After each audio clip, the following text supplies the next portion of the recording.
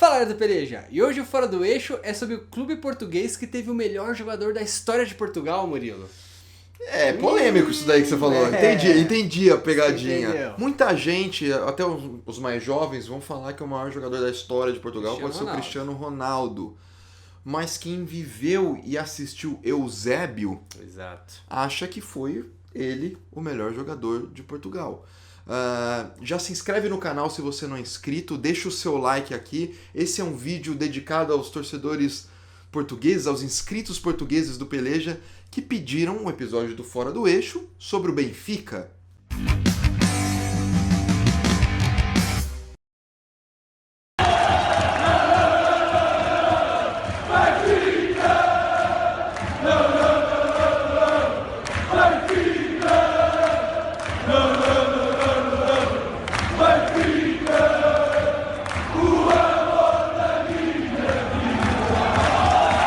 No fundo de uma farmácia, na região de Belém, em Lisboa, nascia no ano de 1904 o Sport Lisboa. E eu vou tentar explicar até de um jeito bem simples, porque é uma confusão essa história aqui. 2 anos mais tarde, nasceria um outro clube chamado Grupo Sport Benfica. E esse segundo clube, ele era dono de um espaço grande para poder fazer atividades, principalmente o ciclismo. Sim. E lá dentro, eles tinham um campo em ótimas condições, mas que não era utilizado.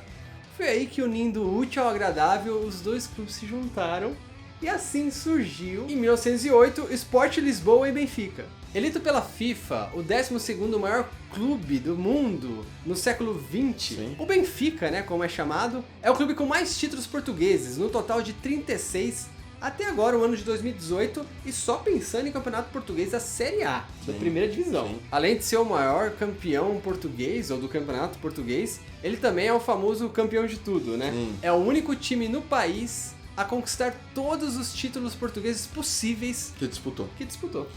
Se assemelha um pouco à história do Internacional de Porto Alegre, né? Esporte Clube Internacional aqui no Brasil também tem esse apelido, né? Autodenominado o campeão de tudo, menos da Série B, né? O Inter disputou a Série B, mas não venceu. São tantos títulos nessa prateleira que o clube conseguiu em 2014 o triplete nacional, conquistando o Campeonato Português, a Taça da Liga e a Taça de Portugal. E ainda por fim conseguiu a Supertaça Cândido de Oliveira. Nossa, é muita taça, né? É muita taça, cara. O Chico já tá falando de 2014, mas calma, vamos voltar para a década de 50 e 60, porque muita coisa importante aconteceu ali na história do Benfica. Em 1954, o Benfica inaugura seu estádio, o Estádio da Luz, chamado assim por ser na região da Luz, né? Próximo à igreja Nossa Senhora da Luz, em Lisboa. E muitos torcedores de hoje em dia podem não saber que naquela época o Estádio da Luz era o maior da Europa, o terceiro maior estádio do mundo. Isso era absurdo, era um feito muito legal para um clube como o Benfica. A capacidade chegou a ser de 120 mil torcedores, mas tinha jogo que isso ultrapassava. Por exemplo, em 1987, numa vitória do Benfica por 3-1 sobre o Porto, o público total ali registrado foi de 135 mil pessoas. Você tem noção tanto de pessoas? É muita gente no estádio. Esse é o antigo Estádio da Luz, né? Porque em 2001, até pensando na modernidade do futebol, né, das estruturas, se decide criar um novo estádio, levantar um outro estádio que é chamado a Catedral, agora com a capacidade para 64 mil torcedores. Além de toda essa estrutura nova, né, todo o conforto diferente nesse novo estádio do Benfica, tinha uma outra coisa ali, um detalhe que é muito importante a gente falar, que era a estátua em homenagem ao craque Eusébio. Em 1960, um moçambicano chegava ao Benfica e faria história. Incrível, né, cara? Ele foi considerado o melhor jogador da história do clube. Tem noção disso? O famoso Pantera Negra conseguiu ser 11 vezes campeão português. E em 436 jogos ele marcou 467 gols. Ele fez mais gol do que jogo, cara. Isso é incrível. Só quem chegou próximo disso, ou bateu isso, foi quem? Cristiano Ronaldo no Real Madrid. Outro português que tá aí nessa disputinha, né? Pra ver quem é o melhor da história do Portugal. O Eusébio jogava tanto que tinha uma época que se comparava com o Pelé. Na Copa de 66, que o Pelé machucou, o Eusébio sobressaiu ali, né? Portugal eliminou o Brasil. Chegou em terceiro, Portugal chegou em terceiro. E o Eusébio fez história na seleção portuguesa também, né? Não foi só no Benfica. Muitos comparam o Cristiano Ronaldo com o Eusébio. Tem uma coisa que o Cristiano Ronaldo não tem, que é ser eleito o melhor jogador da Copa do Mundo, né? Ter a bola de ouro e também ser o artilheiro da Copa do Mundo, que essa Copa de 66 o Eusébio foi tudo isso. O Benfica acabou conquistando sua primeira Champions League na temporada de 60-61, tendo o nome do atacante José Águas como grande astro da competição, sendo o artilheiro e marcando até um gol na final contra o Barcelona. E logo na temporada seguinte, era a vez do craque Eusébio ser a bola da vez, né? Jogando a sua segunda final, né? O Benfica jogava a segunda final consecutiva contra o Real Madrid desta vez, e Eusébio foi lá e marcou 2 gols na final, trazendo o caneco, o bicampeonato da Champions League. E se você se lembra nessa época, 60, 61, 62, 63, o campeão continental, o Benfica, quem que era o campeão continental aqui na América do Sul? O Santos de Pelé.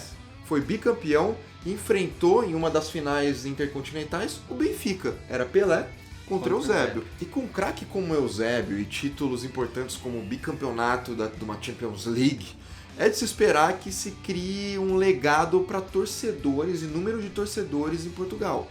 É a maior torcida de Portugal, a torcida do Benfica, e é uma das maiores do mundo. Isso é muito curioso. Tanto é que essa força, né, de ser uma das maiores do mundo, cria essa sócio-torcedor dele, cria esse formato de sócio-torcedor como uma referência para o mundo inteiro.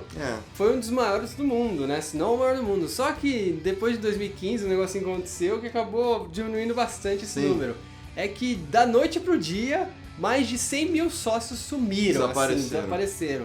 E muito por causa também que tinham sócios inadimplentes, sócios que já tinham falecido e ainda estavam lá nos recordes, né? Foi feito uma recontagem e aí muito nome acabou se perdendo. E aqui no Brasil, o Benfica tem muitos torcedores também, né? Muitas das pessoas que pediram o Benfica não são só inscritos portugueses, são inscritos brasileiros também. Isso se deve...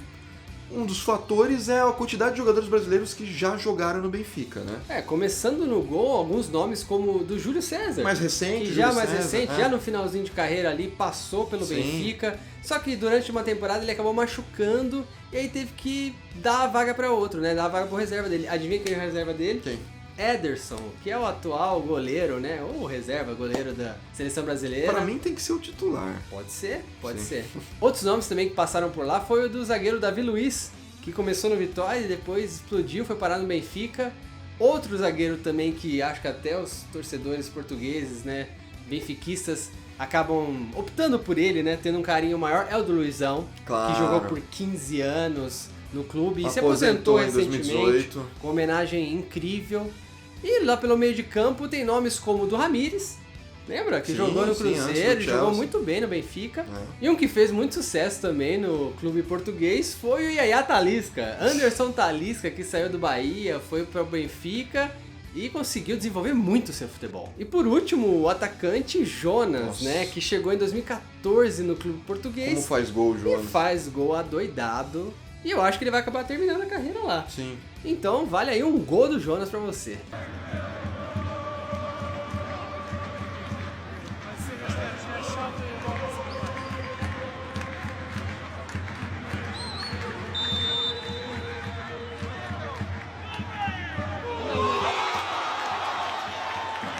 E é isso, galera. Se vocês gostaram desse episódio, não deixe de se inscrever no canal. Compartilhe com seus amigos, torcedores aí do Benfica, né? Portugueses, Queremos mais e mais inscritos portugueses. Por favor. Mostre pros amigos, pras amigas o Peleja. E a gente quer trazer cada vez mais conteúdo do futebol português pra você, torcedor português, pra você, torcedor inscrito brasileiro também. Passei pelas nossas redes sociais, Facebook, Instagram, Twitter. E a gente se vê na próxima. Falou, galera!